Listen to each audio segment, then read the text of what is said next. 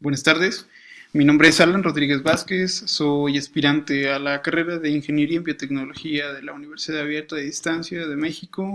Desarrollé el tema de mecanismos de resistencia a la eritropoyetina, de los cuales pues es importante recalcar el estado renal de los pacientes que yo estudié, dado que el requiem de la enfermedad en boga dentro del país, pues es diabetes mellitus.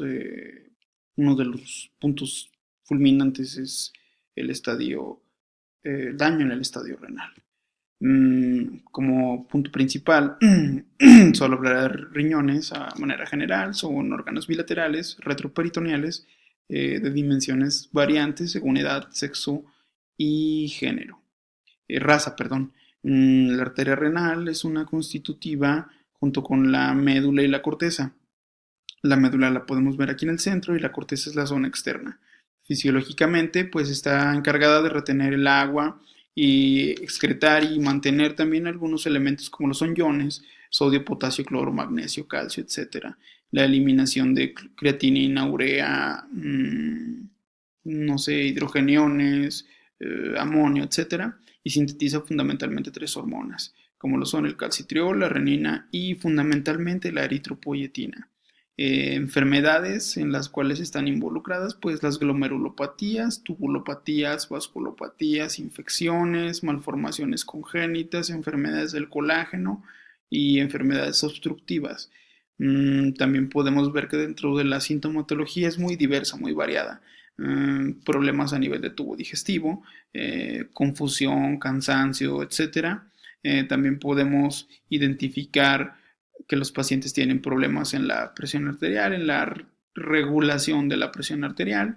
También podemos ver que hay una retención de elementos bioquímicos en la sangre, como ya lo hemos mencionado, creatinina, urea, sodio, magnesio, calcio, cloro, potasio. A nivel dérmico podemos ver que existen rashes, no sé, palidez de piel y tegumentos, edema. A nivel pulmonar podemos ver que hay un infiltrado pulmonar netamente sugestivo. Mm, Dentro de la fisiopatología, pues como les comenté, en la epidemiología, la diabetes mellitus, el daño renal es sumamente implacable, imparable. En la etapa uno el paciente pues conserva su función glomerular normal como cualquier persona, y en la etapa 4 y 5 es un estado 4, la etapa predialítica, y la etapa 5 la etapa dialítica como tal. ¿Cómo se clasifica? Por esta fórmula, la ecuación de Crocov-Gold. La ecuación de Crocov-Gold es sencilla de aplicar y esta nos va a decir eh, la eliminación, la depuración de creatinina. Y esto nos va, dependiendo de la cifra que arroje esta ecuación, pues decir en qué estadio está el paciente. Bueno, también me parece importante mencionarles el sistema renina-angiotensina-aldosterona. El riñón, cuando recibe un flujo decrecido a nivel netamente del aparato yuxtaglomerular, la renina va a ser liberada. ¿Qué va a hacer esta? Va a ascendir el angiotensinógeno a angiotensina 1 por el elemento fundamental, otra enzima llamada enzima convertidora de angiotensina, convertirá angiotensina 1 a angiotensina 2, que activará a nivel pulmonar el receptor de tipo 1 de angiotensina, que a su vez sintetizarán a nivel de la glándula suprarrenal aldosterona para retener sodio y agua a nivel vascular. Con esto mantendremos la presión arterial. Entonces, hablando de esto, tenemos que también hablar sobre factores inducibles de hipoxia. Estos factores nos los hereda la evolución. ¿Para qué nos los hereda? Para que en un momento en el que la arteria renal eh, presenta un flujo disminuido, o que el flujo sea adecuado, pero los glóbulos rojos no lleven el oxígeno suficiente, se echen a andar. Este factor inducible de hipoxia nos va a ayudar a nivel de la, de la médula a sintetizar glóbulos rojos. Activa la síntesis de eritropoyetina y como tal, pues imagínense en un daño renal. Un daño renal, pues por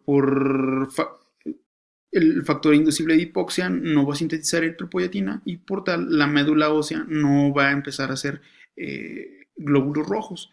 Ahorita veremos el esquema en el cual se sintetizan los glóbulos rojos, que es las unidades formadoras de colonias estimulan a los proeritroblastos a hacer proeritroblastos y después glóbulos rojos como tal. Otro factor importante, volviendo a este punto, es la hepcidina. Este es un factor inflamatorio. La inflamación produce hepcidina y la hepcidina bloquea la ferroportina, que esta ferroportina es elemental, dado que en los vasos sanguíneos se escinden, se rompen los eritrocitos viejos y de ahí obtenemos hierro. También obtenemos hierro de la dieta. Este hierro de la dieta se absorbe al enterocito, pero si la hepcidina bloquea la ferroportina, que nos va a ayudar a transferir al fierro a la transferritina, pues obviamente no tendremos síntesis de nuevo de glóbulos rojos por la ruta de la hepcidina. Entonces hay dos factores importantes: que no haya estrés oxidativo para que no nos elimine el factor inducible de hipoxia y que la hepcidina esté totalmente abolida, que no haya inflamación. También que no haya problemas en el tubo digestivo ni que haya absorción de medicamentos que nos disminuyan, valga la redundancia, la absorción de hierro. Entendido esto, hablamos de la eritropoyetina, que es sintetizada en el riñón, también en hígado, en células de la glía, en pulmón, pero en su mayor proporción es el riñón el que la sintetiza. Se sintetiza en esta parte, en este esquema es en esta parte verde, en este lugar, pues en este lugar donde marcan las flechitas, que se le llaman células del aparato yuxtaglomerular. Ahí va a estimular el factor inducible de hipoxia a la síntesis de eritropoyetina. Hablando netamente de la hepcidina, es un reactante de fase aguda, que ya lo vimos, es netamente inflamatorio. Va a regular la síntesis del hierro. El hierro es un factor elemental para la síntesis de glóbulos rojos. Teniendo hierro, obviamente tendremos glóbulos rojos. Por eso en la dieta, el hierro de la dieta es importante para pasar al plasma, de ahí pasa a la médula ósea para la síntesis de eritrocitos. Los eritrocitos, cuando cumplen 120 días, son destruidos en el sistema retículo endoteliar, en el vaso, por macrófagos, y de esto se va a recaptar hierro que va a ir de nuevo al plasma. En este sentido, la hepcidina va a bloquearnos la recaptación del hierro y por tanto pues la síntesis endógena de eritrocitos. Si hay inflamación, si hay una situación, pues va a inducir a la síntesis de hepcidina, que como ya lo vimos, pues va a bloquear diferentes rutas. La hepcidina entonces es un factor elemental, como también el factor inducible de hipoxia, como también el estrés oxidativo, como también la dieta o como también el síndrome urémico. Vamos a verlo en una diapositiva final que me gustó bastante, pero hay que tener en cuenta estos elementos. Entonces, hablando netamente de la anemia podemos detectar que existen varios tipos de anemia. Anemias por deficiencias de hierro, anemias hemolíticas, anemias por inflamación, anemias que son adquiridas como la talasemia, que son congénitas, por envenenamientos por plomo, por deficiencia de nutrientes como de folatos o como de vitaminas B, o por alcoholismo. Y dentro de los parámetros, pues el volumen corpuscular medio, el número de hematocrito y el grado de hemoglobina nos van a ayudar a estadificar esta anemia. Aquí les vuelvo a poner otro esquema que se me hizo bastante representativo. Y pues las talasemias, las enfermedades crónicas, las megaloblásticas o la hepatopatía. Hablando ya netamente de lo que fue mi tema, que es la resistencia a la eritropoyetina, pues esta es la diapositiva que más me gustó. Es un cuadro bastante explícito en el cual nos explica qué tipo de padecimientos nos van a dar anemia y por qué rutas.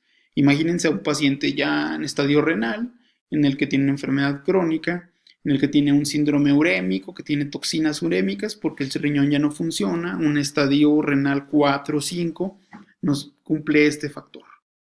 El estrés oxidativo también va a vivir en un estrés oxidativo. El estrés oxidativo nos habla en el que va a haber muchos elementos radicales libres que nos van a empezar a dañar las células de la membrana porque no se pueden excretar muchos productos del metabolismo, van a estar acumulados. Es otro factor que los pacientes con enfermedad crónica, renal crónica, padecen.